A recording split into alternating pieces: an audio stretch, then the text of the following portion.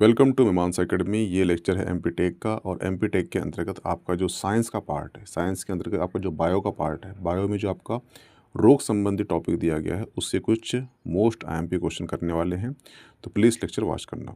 ये कुछ वैक्सीन की लिस्ट है जो कोविड-19 में प्रभावी थी, ठीक है। तो ये आपको याद होना चाहिए। क्वेश्चन आपको ये पूछ लेगा कि कौन सी वैक्सीन कोविड-19 के समय प्रभावी थी या नहीं थी, तो उस समय में आपको ये एक दो बार पढ़ लेना, याद मत करना, तो आपको याद रहेगा कि ये वैक्सीन कोविड-19 में प्रभावी थी या नहीं थी, ठीक है, ये ध्यान रखना। फर्स्ट क्वेश्चन है, वायरस के संदर्भ में क्या सही नहीं है। फर्स्ट ऑप्शन है, वायरस शब्द एक एच माइक्रोबायोलॉजिस्ट M.W. बेंजरिंग का दिया हुआ है, तो ये बिल्कुल सही है। जो वायरस शब्द है ये एक्चुअली M.W. बेंजरिंग ने ही दिया है, ठीक है। दूसरा है, वायरस का न्यूक्लिक एसिड जीनोम RNA और DNA होता है। तो ध्यान रखना, जो वायरस होता है उसका जीनोम होता है वो केवल RNA और DNA का होता है, ठीक है। थर्ड ऑप्शन है, DNA आधारित वायरस अधिकांशतः सिंगल स्ट्रैंडेड होता है, गलत। ये ध्यान रखना कि जो DNA आधारित वायरस होता है ये सिंगल स्ट्रैंडेड नहीं होता। तो ये जो ऑप्शन है ये सही हो जाएगा, क्योंकि यहाँ पूछा है कौन सा नहीं है पूछा है, तो ऑप्शन जो सी है उसमें बोला है सिंगल स्ट्रैंडेड होता है, गलत। ये कभी भी सिंगल स्ट्रैंडेड नहीं होता DNA आधारित वायरस। फोर्थ ऑप्शन है, RNA आधारित वायरस DNA आधारित वायरस की तुलना में अधिक अनुवांशिक परिवर्तन म्यूटेशन करते हैं, तो ये बिल्कुल सही है। जो DNA आधारित वायरस की तुलना में अधिक म्यूटेशन करता है कौन? RNA आधारित वायरस। हुआ क्लियर? इसका आंसर क्या होगा? Option C. नेक्स्ट क्वेश्चन है, जीवाणुभोजी बैक्टीरियोफेज क्या है? तो ध्यान रखना, जो जीवाणुभोजी यानी कि एक प्रकार का वायरस होता है जो जीवाणुओं को संक्रमित करता है। भोजी यानी कि एक प्रकार का वायरस होता है। अन्य प्रकार के वायरस की भांति इसमें प्रोटीन की परत होती है तथा इसके भीतर न्यूक्लिक अम्ल में क्या होगा? ये होगा DNA और RNA। हुआ क्लियर? इसका आंसर क्या होगा? इसका आंसर होगा ऑप्शन डी, जीवाणुओं को संक्रमित करने वाला विषाणु। हुआ क्लियर? ये होते हैं जीवाणुभोजी। नेक्स्ट क्वेश्चन है, ACE2 पद का उल्लेख किस संदर्भ में किया जाता है? जो ACE2 है ये बड़े प्रोटीन को छोटे छोटे प्रोटीन में विभाजित करता है, उसको डिवाइड करता है, जो कोशिका के काम, और दूसरा इसका काम रहता है जो कोशिका होती है उसके काम को नियंत्रित करता है, उसके काम को, वर्क को कंट्रोल करता है, और ये जो है कोशिकाएं जो होती है उसकी बाहरी सतह पर मिलता है। सॉर्स कोवी-2 वायरस ACE2 से ही जुड़ता है। ठीक उसी तरह जैसे कि चाबी, उसे इस प्रकार से मान लीजिए कि जो ताला होता है, ठीक है, लॉक होता है, लॉक को हम चाबी से खोलते हैं और चाबी को खोलने के बाद ही हम एंटर करते हैं। तो उसी प्रकार ये जो एंजाइम है ये कोशिका के अंदर एंटर करता है और इसके बाद ही वायरस इसके अंदर घुसता है। तो ये मान लो कि जो ACE2 है ये एक्चुअली वायरस के घुसने का रास्ता होता है, और इसी तरह से जो ACE2 था ये कोविड-19 के लिए कोशिका के दरवाजे के रूप में कार्य किया था। तो इसका आंसर क्या होगा? ये जो है विषाणु जनित रोगों का प्रसार करने में सहायक होता है। ऑप्शन डी सही होगा, क्योंकि ये वायरस के घुसने की एंट्री होती है। हुआ क्लियर? ये एक तरह का एंजाइम होता है जो कोशिका के सतह में पाया जाता है। इसका आंसर क्या होगा? Option D. नेक्स्ट क्वेश्चन है, किस देश ने भारत को स्पुतनिक कोविड वैक्सीन का निर्यात किया था? और ये ध्यान रखना कि जो स्पुतनिक नाम रखा गया है ये एक्चुअली रूस का स्पेस अंतरिक्ष यान था, प्रथम स्पेस अंतरिक्ष यान था, उसका नाम पर ही स्पुतनिक नाम रखा गया है। आप पढ़ते होंगे इतिहास में कि रूस का जो प्रथम अंतरिक्ष यान था वो स्पुतनिक था, उसी के नाम पर इस कोविड वैक्सीन का नाम रखा गया था, ठीक है। और ये जो है रूस में बनी है, ये ध्यान रखना। इसका आंसर क्या होगा? इसका आंसर होगा ऑप्शन बी।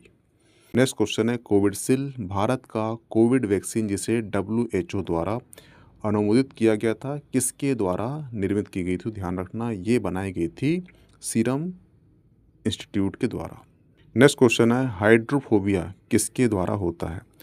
तो ध्यान रखना, जो पानी से डरते हैं उस प्रक्रिया को बोलते हैं हाइड्रोफोबिया। जैसे आप मूवी देखा होगा भूल भुलैया, उसमें बोलता है कि पानी, तो जो राजपाल यादव होता है वो कूद जाता है, ठीक है, तो उसे पानी से डर होता है, उसी को बोलते हैं हाइड्रोफोबिया। हुआ क्लियर?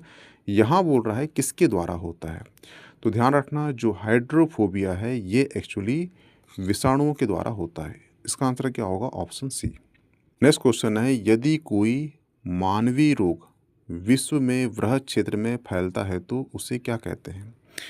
तो ध्यान रखना, जब कोई मानवीय रोग एक विशेष क्षेत्र या जनसंख्या में स्थायी रूप से विद्यमान रहता है, यानी एक स्थायी रूप से वो फैला हुआ है, उसी में वो रह रहा है, तो उस स्थिति को बोलते हैं एंडेमिक। क्या बोलते हैं? उसको बोलते हैं एंडेमिक। जब कोई रोग विशेष क्षेत्र में ही फैला है, उसके बाहर नहीं फैला है, उसे कहते हैं एंडेमिक। हुआ क्लियर?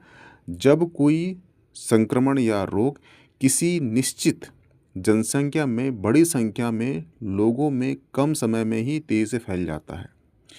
कोई रोग किसी निश्चित जनसंख्या में बड़ी संख्या में कम समय में ही फैल जाता है, ऐसी स्थिति को बोलते हैं एपिडेमिक। क्या बोलते हैं? एपिडेमिक।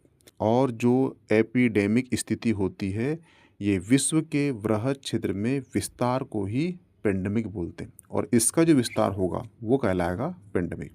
इसलिए आप नाम सुना होगा, कोविड-19 को हमने बोला क्या था? पेंडेमिक आ चुका है, क्योंकि जो संक्रमण था वो एंडेमिक से बढ़कर एपिडेमिक गया और एपिडेमिक से वो पेंडेमिक बन गया। इसलिए कोविड-19 को हमने बोला गया था पेंडेमिक। वो सीमित क्षेत्र में होता, जल्दी फैलता, तो वो कहलाता एपिडेमिक। उससे कम क्षेत्र में होता, वो कहलाता एंडेमिक। तो ये कुछ लेयर होती है संक्रमण की, निश्चित संख्या है तो एंडेमिक। हुआ क्लियर?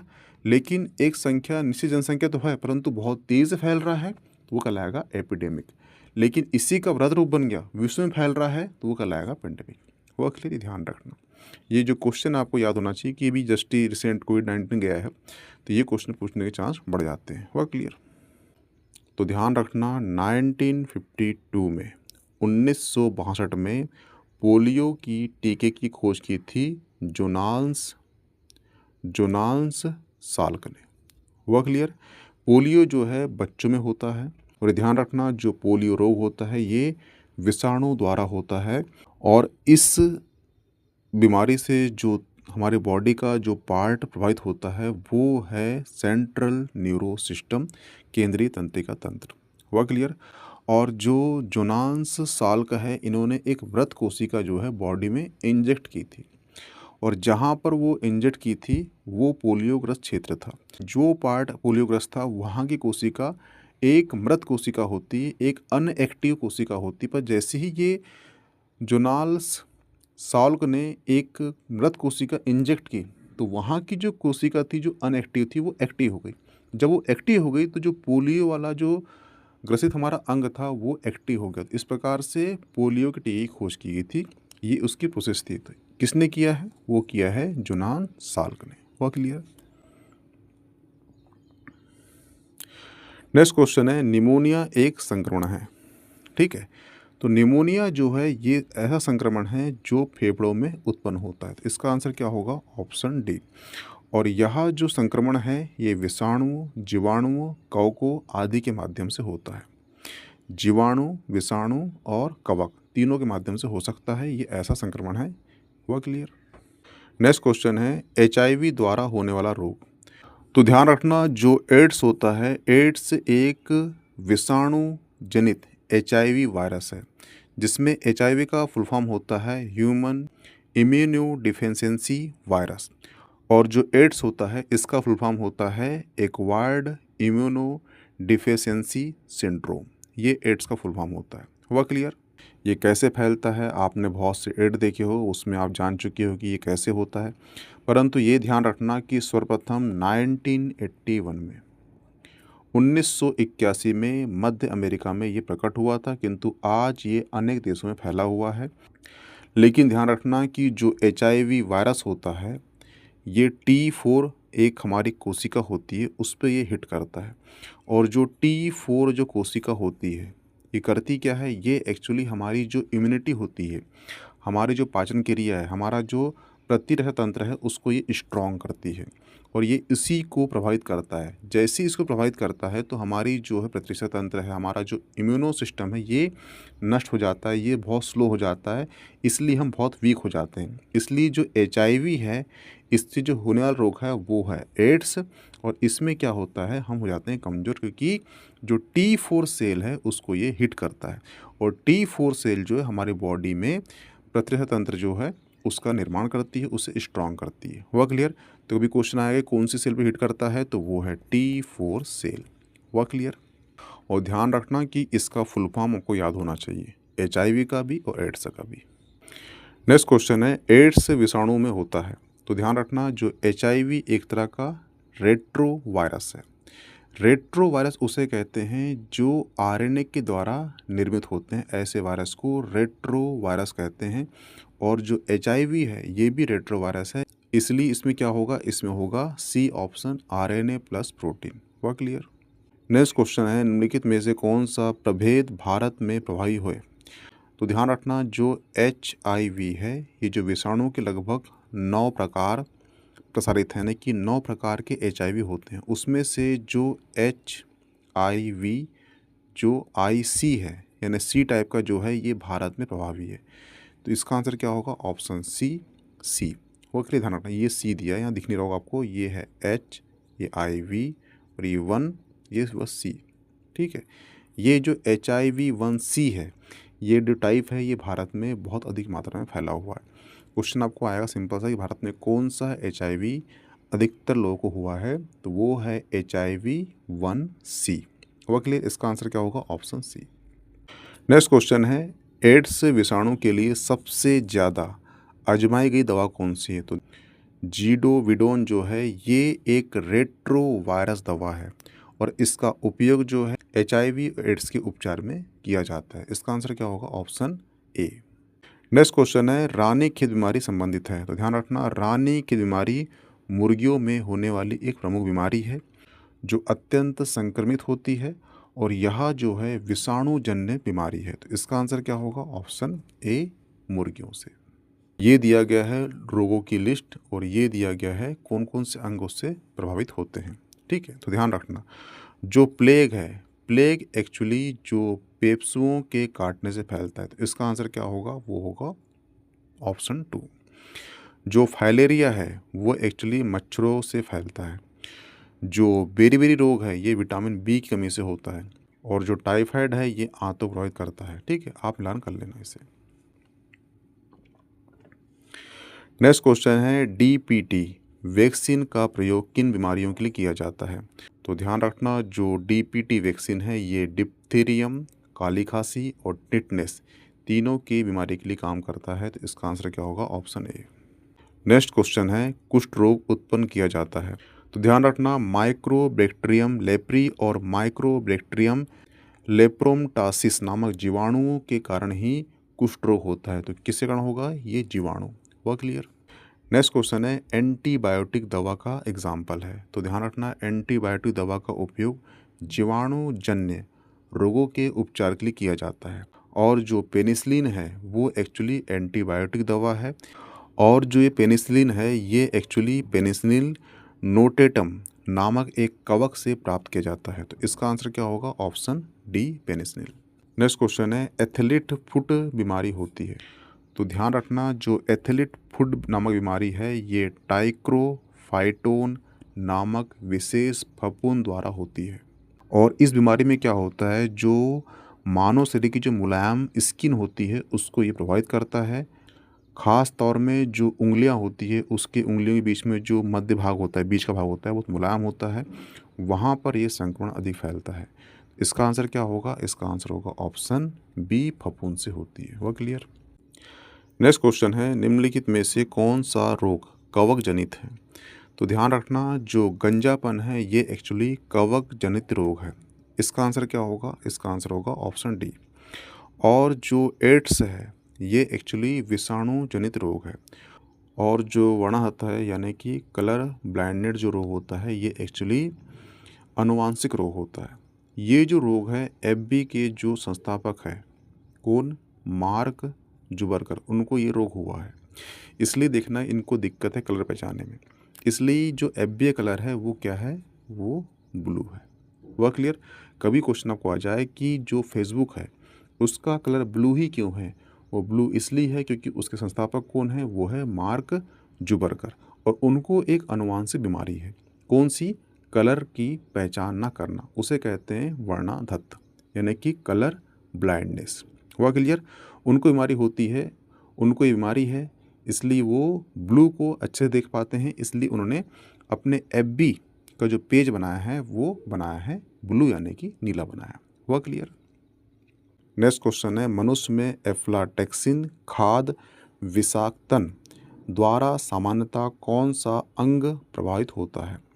यहाँ पे देखना खाद आ गया है, और ध्यान रखना कि जो मनुष्य में जो मुख्य प्राचीन ग्रंथि है वो कौन सी है, वो है यकृत। तो जिस क्वेश्चन में भी खाद आएगा और वो विषैला हो चुका है और ऐसे भोजन को हम ग्रहण कर रहे हैं, तो सिंपल सी बात है जो अंग प्रभावित होगा वो एक्चुअली पाचन तंत्र होगा, और जो मुख्य पाचन तंत्र ग्रंथि होती है वो एक्चुअली यकृत होती है। इसका आंसर क्या होगा, ऑप्शन डी होगा। वह के लिए ध्यान रखना। नेक्स्ट क्वेश्चन है, मलेरिया से प्रभावित होने वाला अंग। तो ध्यान रखना जो मलेरिया है ये माइजोमीडियम नामक एक कोषीय प्रोटोजोआ जंतु के कारण होता है। इसका वाहक कौन होता है, तो ये मादा एनाफ्लीज मच्छर होता है, और इससे जो प्रभावित अंग होता है वो होता है पिलही या तिल्ली होता है। वह क्लियर। इसका आंसर क्या होगा, ऑप्शन डी। नेक्स्ट क्वेश्चन है, ये दी गई है सूची बीमारी की और वो किसके कारण होता है ये पूछ रहा है। ठीक है, तो जो प्लेग है वो एक्चुअली होता है पास्चुरेला पेस्टिन या यार्सनी पेस्टिन नामक जीवाणु से होता है। तो इसका आंसर क्या होगा, जीवाणु।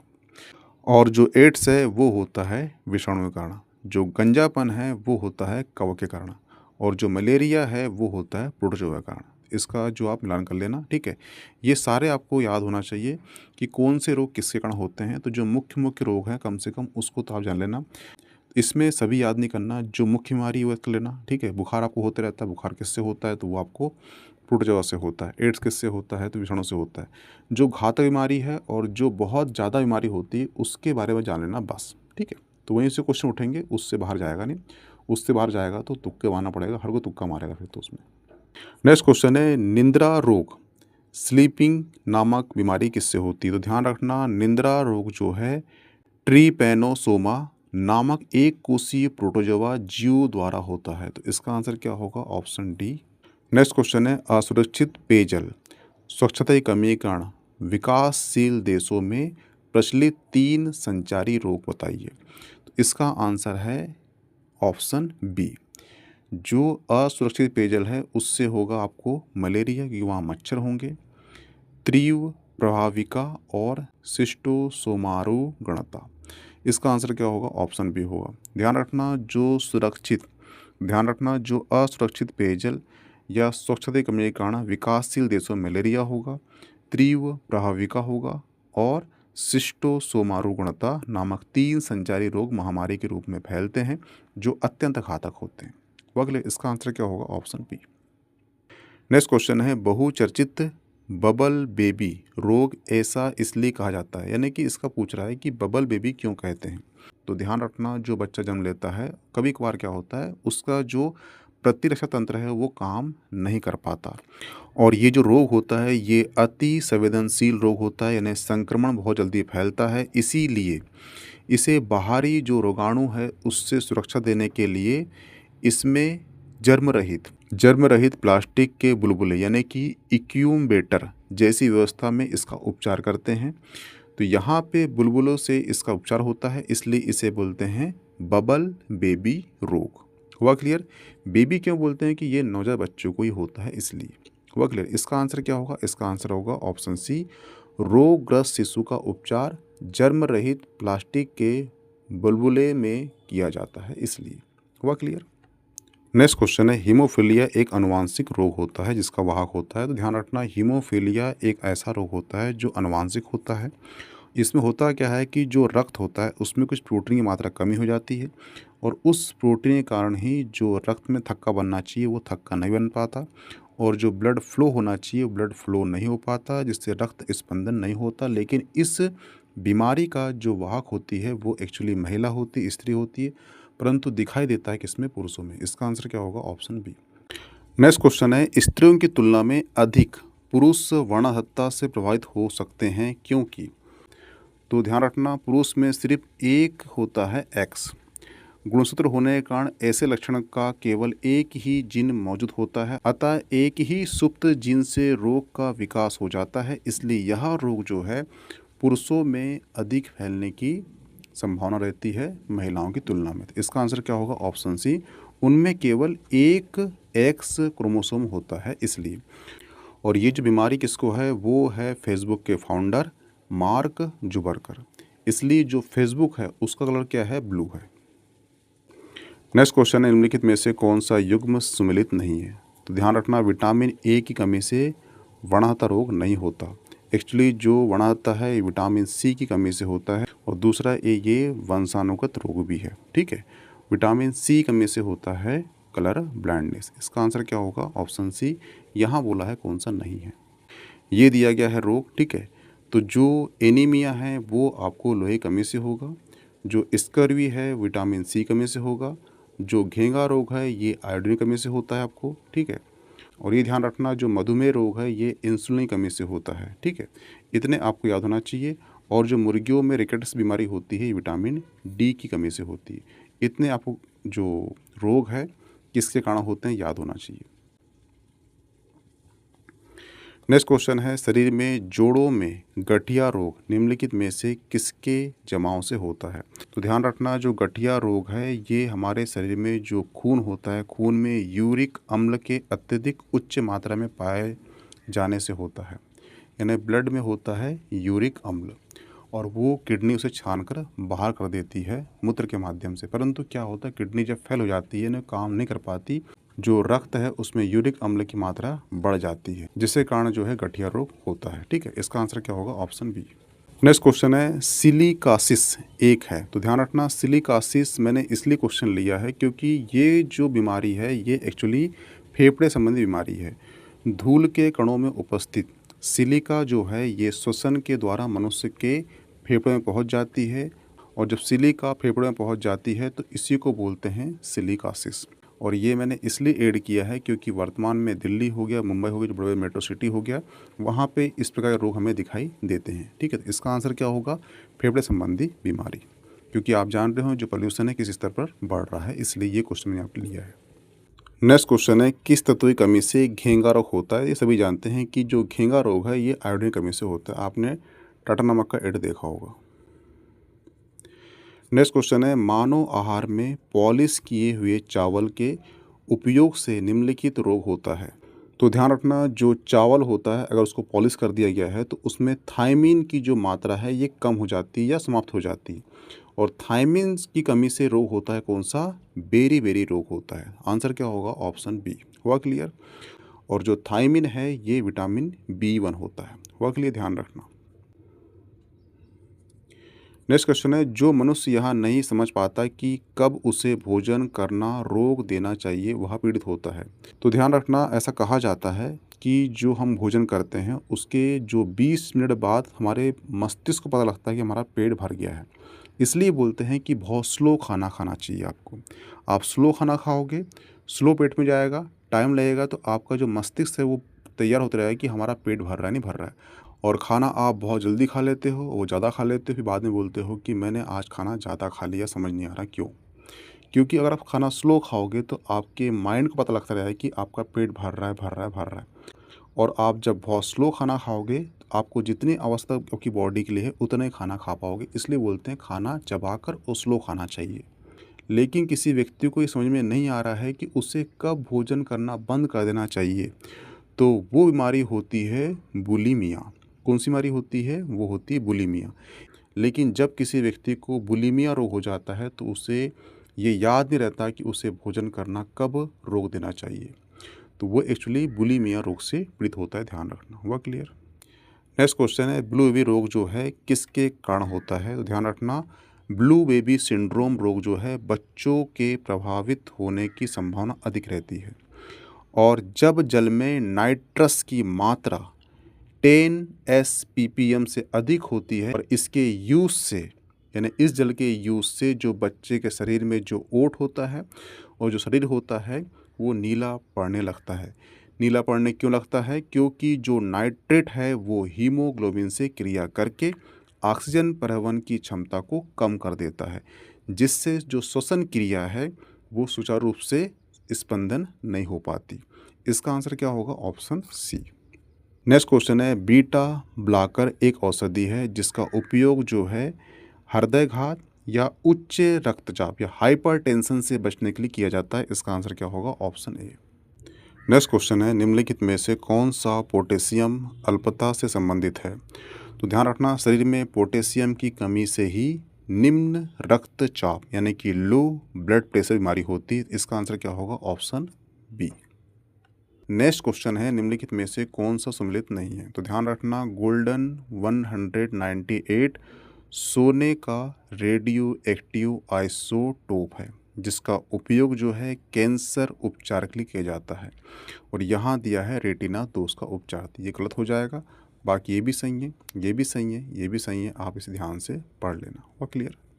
नेक्स्ट क्वेश्चन है ल्यूकियोमिया एक प्रकार का कैंसर है जिससे में असाधारण बढ़ोतरी होती है। तो ध्यान रखना, ल्यूकेमिया जो है एक प्रकार कैंसर है जिसमें असाधारण रूप से जो श्वेत रक्त कोशिकाएं होती है ये असंख्य रूप से ये इसमें वृद्धि होती रहती है और इसके उपचार के लिए फास्फोरस 32, फास्फोरस 32 और कोबाल्ट 60 दोनों रेडियो समस्थानिक का उपयोग करते हैं। ठीक है, तो इसका आंसर क्या होगा? इसका आंसर होगा ऑप्शन डी। नेक्स्ट क्वेश्चन है कोबाल्ट 60 आम तौर पर विकिरण चिकित्सा में प्रयुक्त होता है क्योंकि यह उत्सर्जित करता है। तो ध्यान रखना, कोबाल्ट 16 जो है कोबाल्ट सिंथेटिक रेडियोधर्मी आइसोटोप होता है।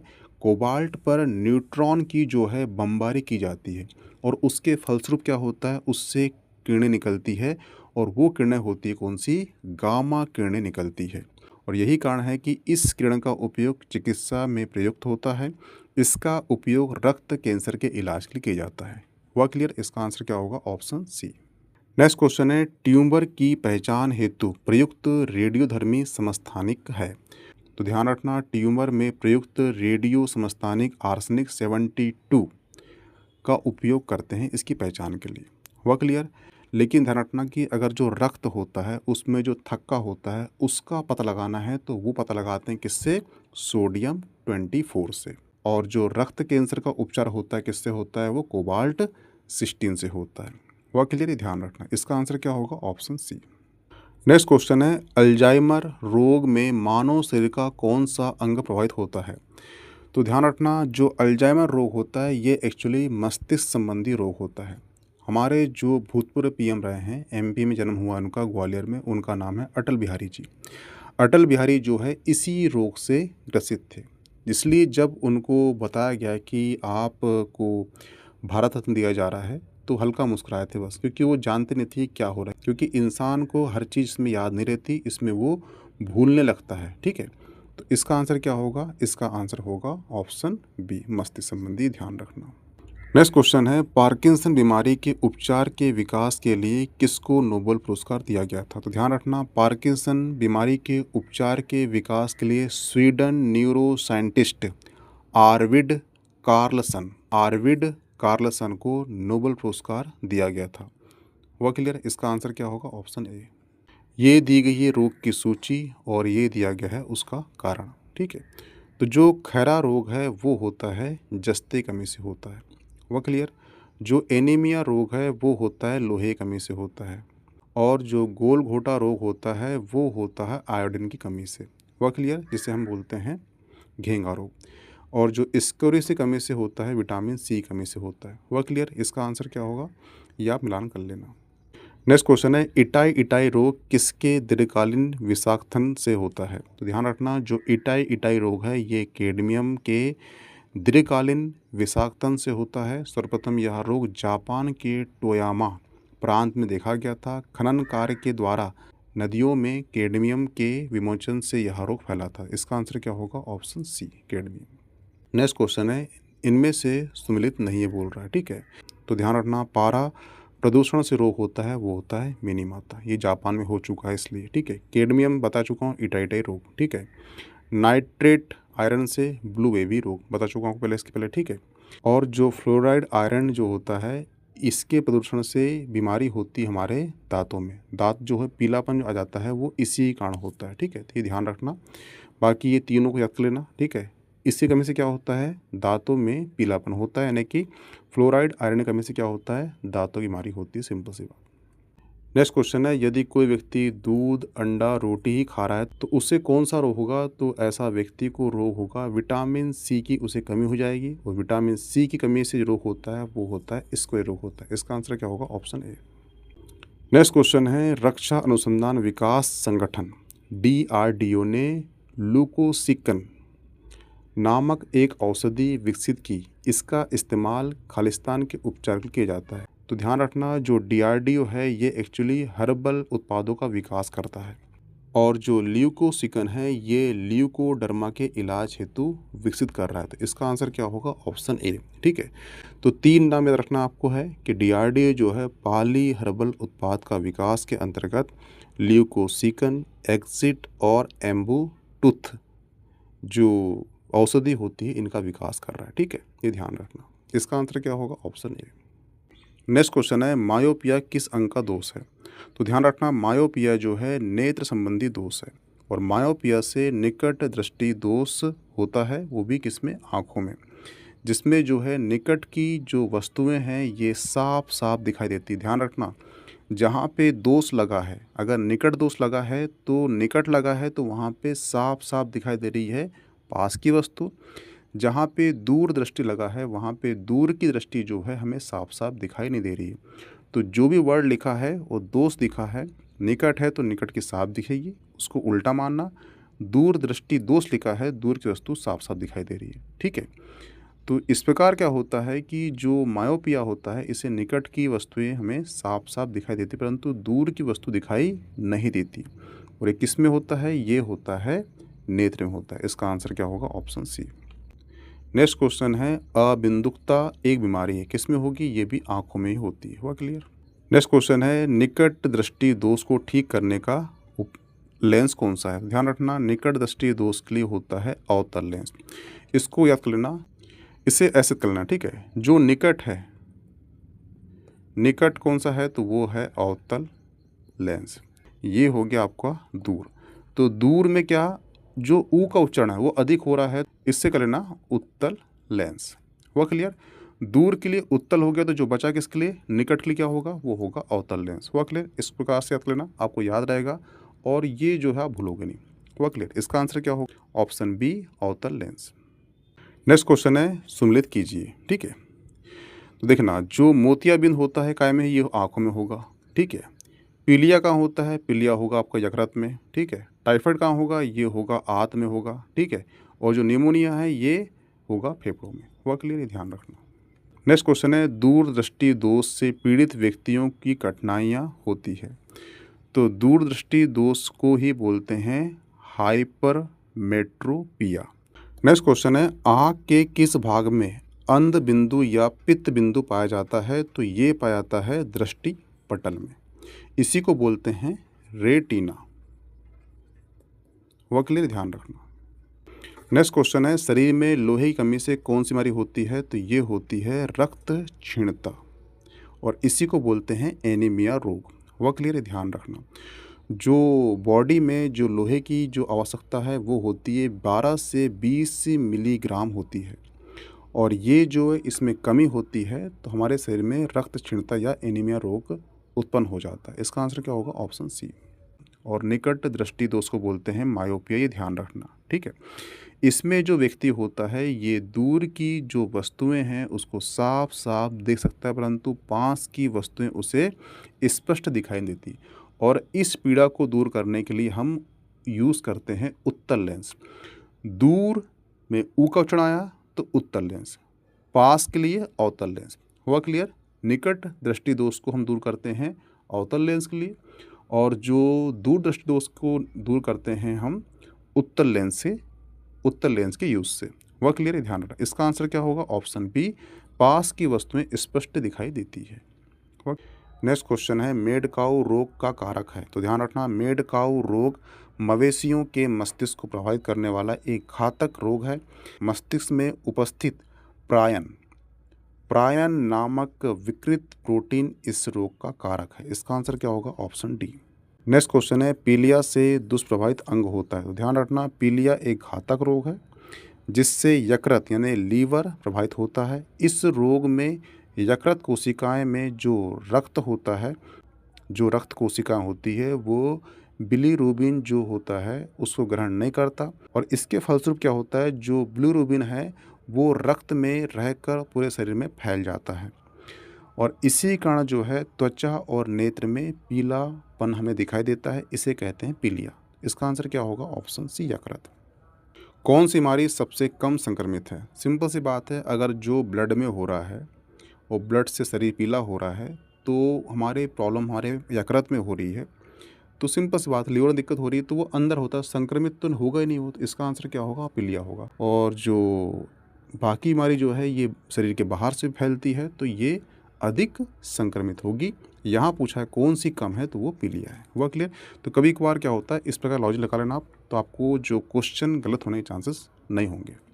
नेक्स्ट क्वेश्चन है, निम्नलिखित में से किसकी कमी से मनुष्य में मधुमेह रोग होता है? तो ये इंसुलिन की कमी से मधुमेह रोग होता है, जिसे हम शुगर कहते हैं। नेक्स्ट क्वेश्चन है, मधुमेह के उपचार हेतु हार्मोन इंसुलिन का आविष्कार किसने किया था?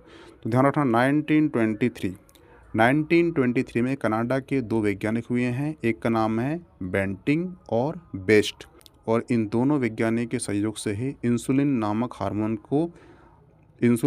हार्मोन का सक्रिय तैयार किया गया था, जिसके लिए बेंटिंग और बेस्ट माइक्लोयोड को 1923 में नोबेल प्राइज़ दिया गया था। हुआ क्लियर? तो इसका आंसर क्या होगा? Option A, J.F. बेंटिंग। तो यहाँ पे आपका जो MP टेक में जो विज्ञान में जो बायोलॉजी के अंतर्गत जो मानव संबंधी रोग होते हैं उसका चैप्टर समाप्त होता है। और इन क्वेश्चन के अलावा आप एक काम और करना, जो रोग की लिस्ट दी गई है, किसकी कमी से कौन सा रोग होता है, ठीक है, विटामिन सी कमी से कौन सा रोग होता है, विटामिन बी की, विटामिन ए की, इन सब की लिस्ट एक बार देख के चल जाना। और प्लस एक काम और करना कि कौन से अंग में किसकी कमी से रोग होता है, ठीक है, ये दो चीज़ देख के चले जाना। तो आपका जो ये MCQ प्लस ये आपके दो काम जब कर लोगे तो आपका जो रोग संबंधी टॉपिक है पूरा समाप्त हो जाएगा। इससे क्वेश्चन बाहर नहीं जाएंगे। हुआ क्लियर? क्वेश्चन सिंपल ही आते हैं, और ध्यान रखना जो क्वेश्चन होंगे साइंस के उसको इंग्लिश में ही पढ़ना, हिंदी मत पढ़ना, ठीक है। और आप कमेंट बॉक्स में कमेंट कर देना कि आपको कौन से टॉपिक में अधिक दिक्कत जा रही है, तो मैं उसके MCQ फॉर्म में क्वेश्चन ला दूंगा ताकि आपका जो है कम समय में ज़्यादा पढ़ के हो जाए। ओके, थैंक्स, मिलते हैं नेक्स्ट टॉपिक में।